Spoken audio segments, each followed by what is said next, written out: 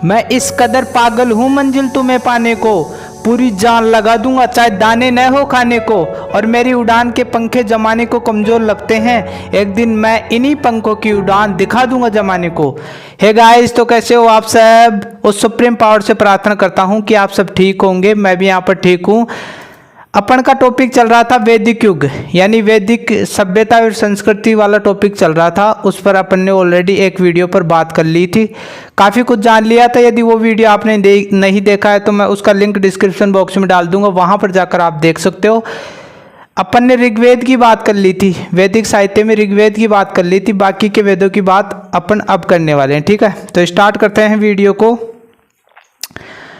दूसरा जो वेद था, 4 वेद थे। पहला वेद ऋग्वेद, दूसरा वेद है सामवेद। ठीक है, सामवेद का मतलब क्या होता है, यानी उसका संबंध किससे होता है? संगीत से होता है। ध्यान रखना, सामवेद का मतलब किससे होता है? ये जो स है ना, इसका अर्थ अपन डायरेक्ट किससे लगाएंगे? संगीत से।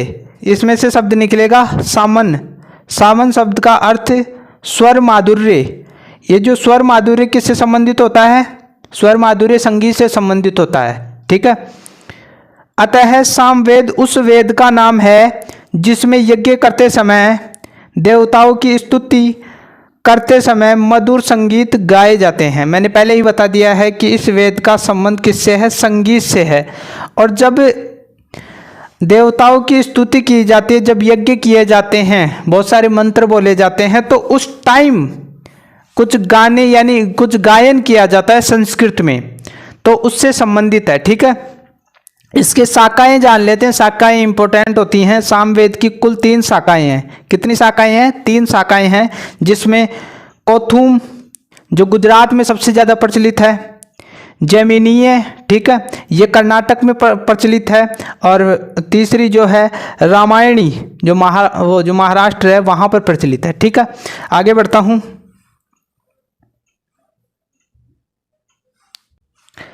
सामवेद का संगीत के इतिहास की दृष्टि से महत्वपूर्ण स्थान है। यानी आप तो संगीत शब्द ध्यान में रख लो, संगीत से संबंधित है। ठीक है, संगीत के इतिहास का मतलब यानी संगीत के क्षेत्र में जो भी चीज़ें हैं वो इस सामवेद में आएंगी। ठीक है, इसके बाद में तीसरा वेद आता है यजुर्वेद।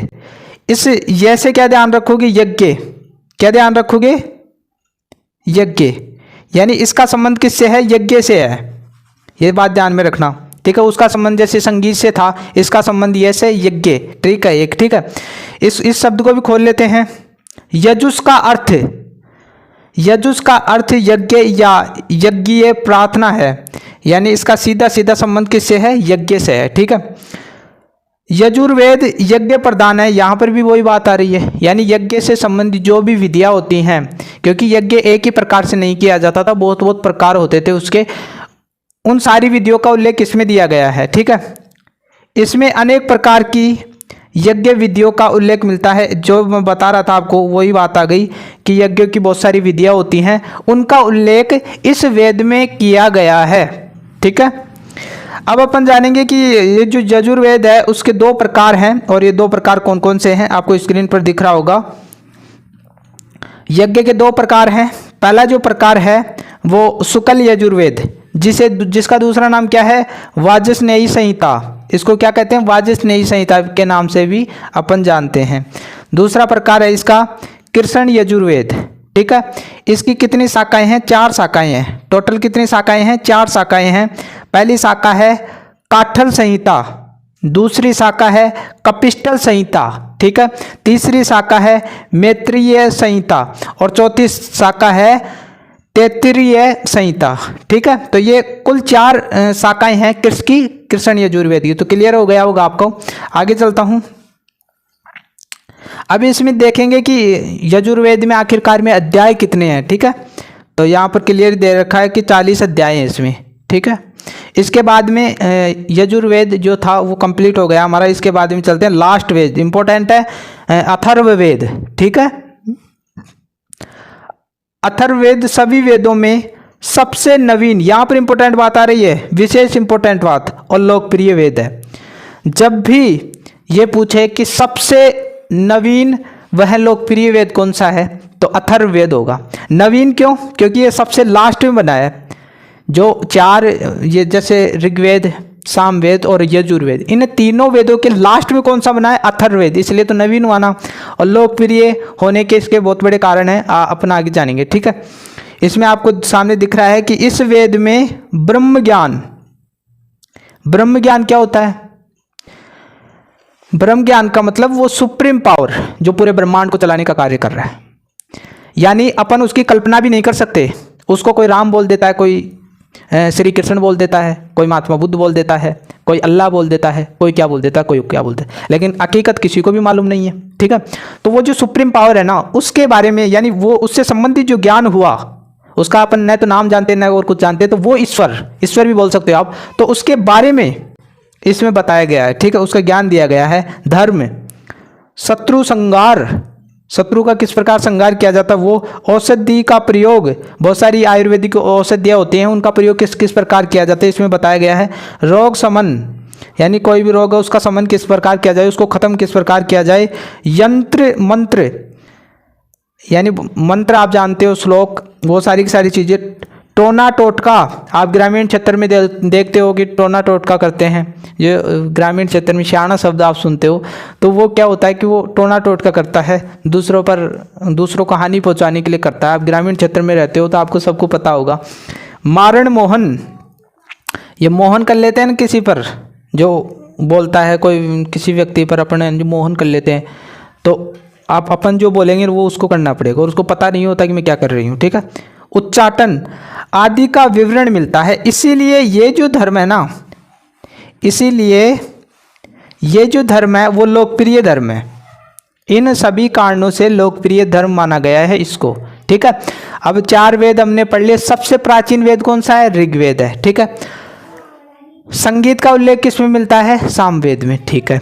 यजुर्वेद और यज्ञ का उल्लेख किसमें मिलता है? यजुर्वेद में मिलता है। और सबसे नवीन और लोकप्रिय धर्म कौन सा है? अथर्ववेद है। क्लियर हो रहा है ना? आगे चलता हूँ।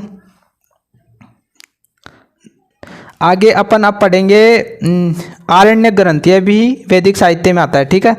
आरण्य ग्रंथ में, आरण्य ग्रंथ, ठीक है। आरण्यक वे ग्रंथ हैं जो वनों की एकांत में पढ़े जाते हैं। यह बात हमेशा ध्यान रखना कि संस्कृत में आपने पढ़ा होगा आरण्यक शब्द, इसका मतलब क्या होता है? जंगल, या उसको वन भी बोल सकते हैं। तो ये ऐसे ग्रंथ हैं जो हमारे जो ऋषि मुनि हुए वो जंगलों में निवास करते थे, और वहाँ पर है ना जो कुछ ग्रंथ पढ़े गए जिसको अपन आरण्य ग्रंथ बोल देते हैं, या आप ऐसे भी बोल सकते हो कि ऋषि मुनियों ने उस टाइम जो ग्रंथ लिखे जंगलों में रहकर, उसको क्या बोला जाता है? आरण्य ग्रंथ, ठीक है। आगे बढ़ता हूँ।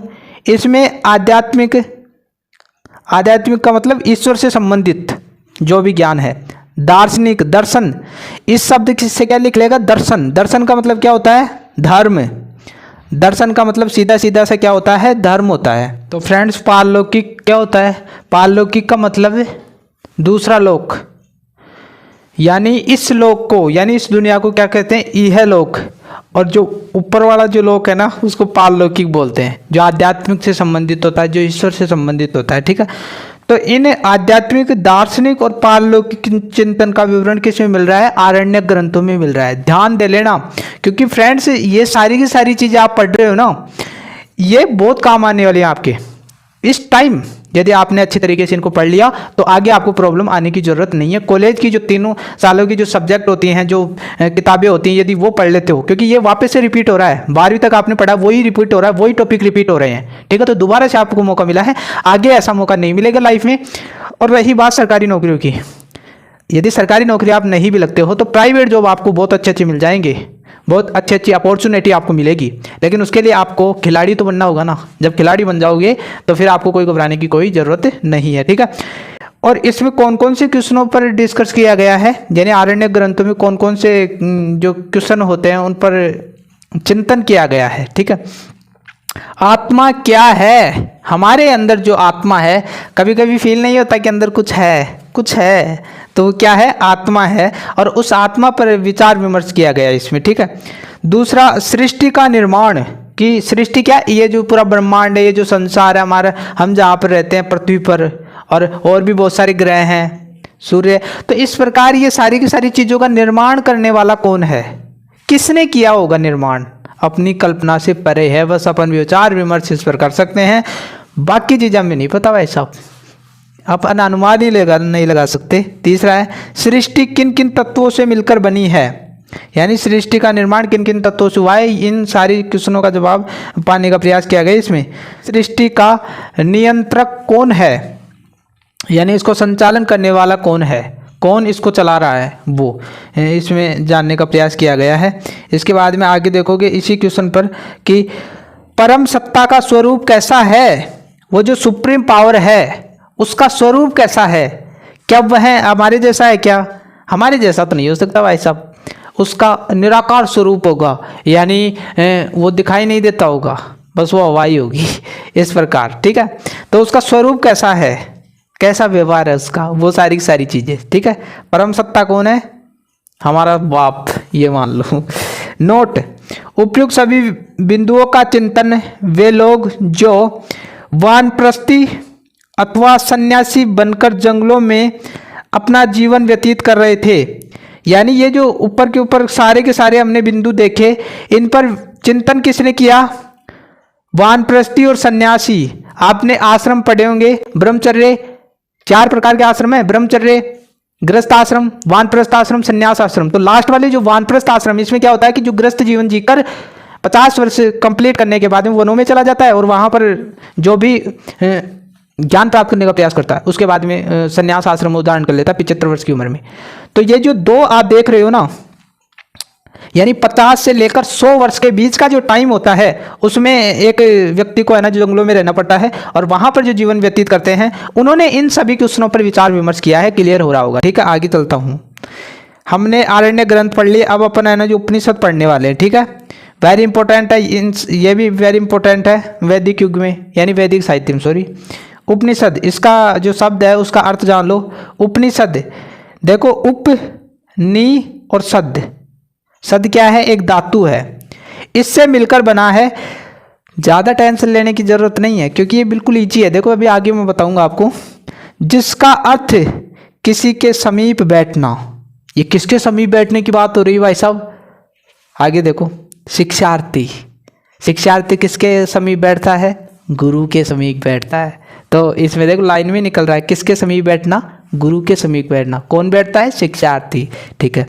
शिष्य का गुरु के समीप बैठना, इसमें क्या होता है फ्रेंड्स कि जब ब्रह्मचर्य आश्रम होता था ना, तो उसमें गुरु से जो शिक्षा लेने के बाद, यानी 25 वर्ष तक ब्रह्मचर्य आश्रम होता था, तो अंतिम जब वो अपने ब्रह्मचर्य आश्रम को पूरा करके गुरु के आश्रम से वो घर आता था, तो लास्ट का जो टाइम होता था ना, उस टाइम में गुरु है ना जो उसको गूढ़ ज्ञान देता था, बहुत इंपॉर्टेंट ज्ञान देता था। अब 12वीं क्लास में थे, लास्ट जो आप विदा हुए होंगे, तो उस टाइम आपके गुरु ने ऐसी ऐसी बातें बताई होगी आपको जो जीवन में बहुत काम आने वाली है। तो वो क्या हो गया, गूढ़ ज्ञान, गूढ़ ज्ञान हो गया वो। वैसे ही ब्रह्मचर्य आश्रम जब विद्यार्थी कंप्लीट करता था, तो उस टाइम गुरु के समीप बैठकर शिक्षा जो विद्यार्थी होता है उसको गुरु गूढ़ ज्ञान देता था, बहुत इंपॉर्टेंट ज्ञान देता था। तो वही उपनिषद उसी से निकला है ये, ठीक है। उपनिषदों को ब्रह्म विद्या अथवा आध्यात्म विद्या भी कहा जाता है। ब्रह्म विद्या का मतलब, इसमें जो गूढ़ ज्ञान दिया जा रहा है ना शिक्षार्थी को, वो किससे संबंधित होता था, ब्रह्म, यानी वो सुप्रीम पावर से संबंधित होता था, आध्यात्मिक ईश्वर से संबंधित, ठीक है। इसलिए इसको ब्रह्म विद्या या आध्यात्मिक विद्या भी कहा जाता है। आगे बढ़ता हूँ। उपनिषदों को वेदांत भी कहा जाता है। अब ये जो वेदांत शब्द है, इसका संधि विच्छेद करोगे तो वेद प्लस अंत, यानी वेदों का अंत किससे होता है, 2 शब्द सुनोगे आप, वेदांत और वेदांग, वेदांत और वेदांग, इनमें अंतर है। वेदांत किसे कहते हैं, उपनिषद का दूसरा नाम वेदांत है। क्यों, क्योंकि वेदों का अंत उपनिषदों से ही होता है, ध्यान में रखना, वेदों का अंत उपनिषदों से ही होता है, ठीक है। और वेदांग अलग है, ये ध्यान में रखना। आगे बताया गया, देखो, क्योंकि वेदों का अंत उपनिषदों से ही माना जाता है, यानी वेदों का अंत किससे होता है, उपनिषदों से ही होता है, ठीक है। अब आगे बढ़ता हूं, यहां तक आपको क्लियर हो गया होगा। संख्या, आखिरकार में इनकी संख्या कितनी है उपनिषदों की, वैसे तो लगभग कितनी संख्या बताई गई है, 200 संख्या बताई गई है, लेकिन इंपॉर्टेंट कितने इसमें, 12, 12 इंपॉर्टेंट, कोई 13 बताता है लेकिन 12 इंपॉर्टेंट, ठीक है। स्थान महत्वपूर्ण है, ठीक है। इनका जो स्थान है ना वो वेरी इंपॉर्टेंट है। कौन कौन से हैं?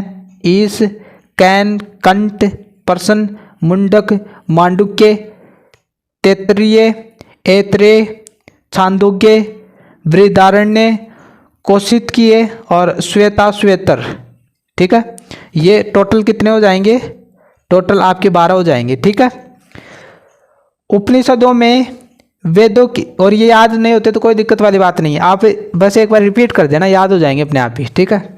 उपनिषदों में वेदों की दार्शनिक व्याख्या का उल्लेख मिलता है, यानी उपनिषद जो है ना वो वेदों की दार्शनिक व्याख्या करते हैं, धर्म की व्याख्या करते हैं उसमें, और ये पक्षपात नहीं करते हैं, जो बात है वो ही करते हैं। कर्मकांड को नहीं मानते, ये यज्ञ उज्ञ को नहीं मानते, ये अंधविश्वास को नहीं मानता है उपनिषद, ये ध्यान रखना। सबसे ज़बरदस्त आप हिंदू धर्म में जो भी ग्रंथ देखते हो उसमें से सबसे इम्पोर्टेंट क्या है?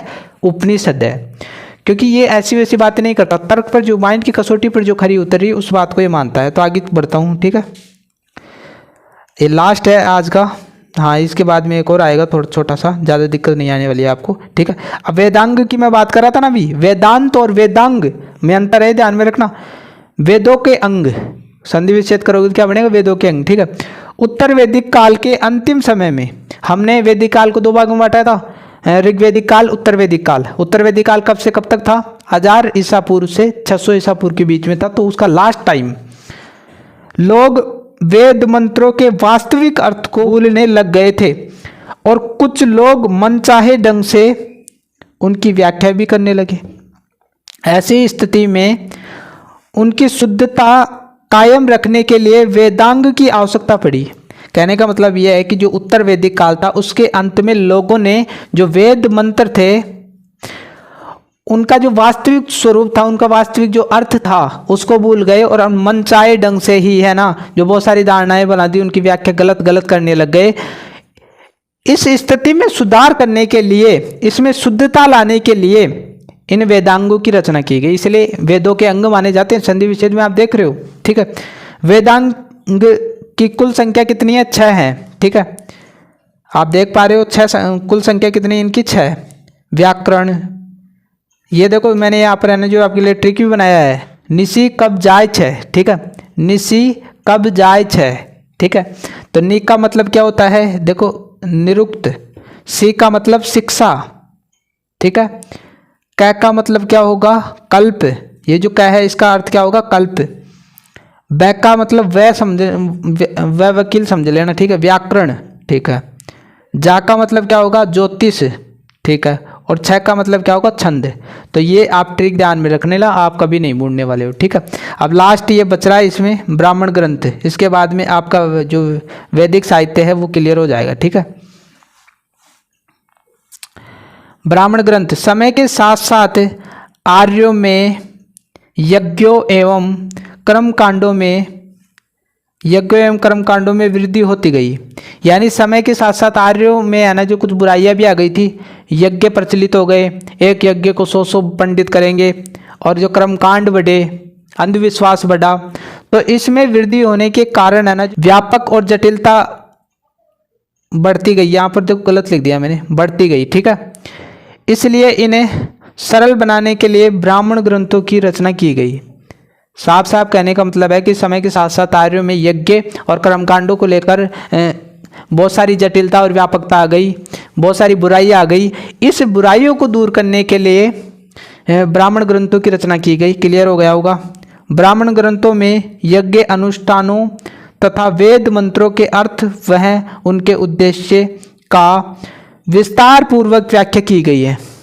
और इन ब्राह्मण ग्रंथों में किसकी व्याख्या करेगा? अब इसकी बहुत सारी बुराइयां आ गई ना, अब इन बुराइयों को दूर करने के लिए वो है ना जो यज्ञ क्या होता है, उसका असली मतलब क्या होता है। आपने 100 ब्राह्मण पंडित रख लिए यज्ञ करने के लिए, खाने पीने का यानी अपनी आजीविका चलाने का आपने वो रख लिया इसमें, तो उसका अर्थ उन्होंने समझाया। वेद मंत्रों का अर्थ क्या होता है, इनका उद्देश्य क्या होता है, ये सारी चीज़ें हमने ब्राह्मण ग्रंथों में साफ साफ बताई गई हैं, ठीक है। इसलिए ब्राह्मण ग्रंथ लाने की जरूरत पड़ी। क्लियर ही समझ में आ रहा होगा। आपकी क्लास खत्म होने वाली है। प्रत्येक ब्राह्मण ग्रंथ का किसी एक वेद के साथ संबंध है। ये जो ब्राह्मण ग्रंथ है ना, इसमें बहुत सारे ब्राह्मण ग्रंथ है, उनका एक वेद के साथ में विशेष संबंध होता है और वो उसी का ब्राह्मण ग्रंथ कहलाता है। देखो ऋग्वेद का प्रधान ब्राह्मण ग्रंथ कौन सा है? ऐत्रेय। ऐत्रेय किसका ब्राह्मण ग्रंथ है? ऋग्वेद का ब्राह्मण ग्रंथ है। तो फ्रेंड्स ये वीडियो कैसी लगी कमेंट बॉक्स में लिखना न भूले। इस प्रकार की वीडियो मैं लाता रहूँगा। टाइम थोड़ा ज़्यादा लग सकता है लेकिन जल्दी से जल्दी लाने का मैं प्रयास करता रहूँगा। और जो सिलेबस है पॉलिटिकल साइंस का, ज्योग्राफी का, वो भी मैं डालूंगा। तो यदि चैनल पर नए हो तो चैनल को सब्सक्राइब करना ना भूले, बेल आइकन को दबा दो, क्योंकि इस प्रकार की वीडियो मैं लाता रहता हूँ। तो मिलते हैं एक नई वीडियो के साथ, तब तक के लिए थैंक यू।